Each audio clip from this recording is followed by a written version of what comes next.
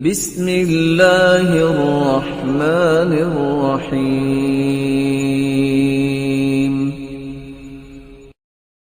الحمدللہ رب العالمین والعاقبۃ للمتقین والصلاة والسلام علی سید الانبیاء والمرسلین اما بعد۔ آج آپ کے سامنے شیئر کرنا ہے مصیبتوں کا خاص وظیفہ۔ آج ہر بڑا، ہر چھوٹا، ہر مرد، ہر خاتون مصیبتوں میں، پریشانیوں میں گھرے ہوئے ہیں۔ تو پریشانیوں سے بچنے کے لیے رسول اللہ صلی اللہ علیہ وسلم نے ایک خاص وظیفہ ذکر کیا ہے۔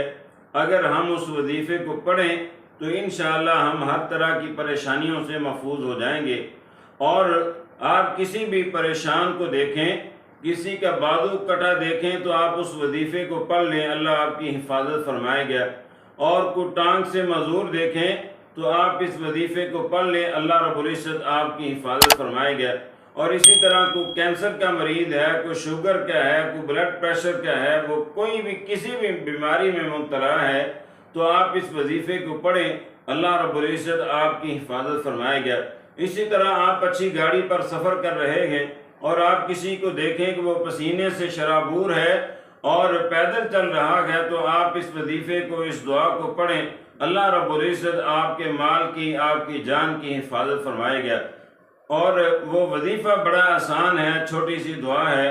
نبی صلی اللہ علیہ وسلم کا فرمان ہے صحیح ترمذی میں، کسی بھی آپ پریشان کو دیکھیں، مصیبت زدہ کو دیکھیں تو ایک مرتبہ یہ دعا پڑھیں، الحمدللہ الذی عافانی مما ابتلاک بہ وفضلنی علی کثیر ممن خلق تفضیلا۔ آپ اس دعا کو پڑھیں، انشاءاللہ اللہ آپ کی حفاظت فرمائے گا۔ لیکن ہمارے ہاں ہوتا یہ ہے، کسی بھی معذور کو دیکھا اس کا مذاق اڑانا شروع کر دیا، جملے کسنے شروع کر دیے، اور یہ اللہ رب العزت کے عذاب کو دعوت دینے والی بات ہے۔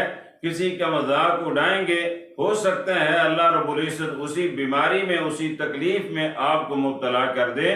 لیکن آپ کسی بھی اس طرح کے آدمی کو دیکھیں جو بیمار ہے، مصیبت زدہ ہے، تو آپ اس کا مذاق نہ اڑائیں بلکہ اس دعا کو پڑھیں تو انشاءاللہ اللہ رب العزت آپ کی حفاظت فرمائے گا۔ اللہ ہمیں اس دعا کو یاد کرنے کی، پڑھنے کی توفیق دے۔ سبحانک اللہم بحمدک، اشہد ان لا الہ الا انت، استغفرک و اتوب الیک۔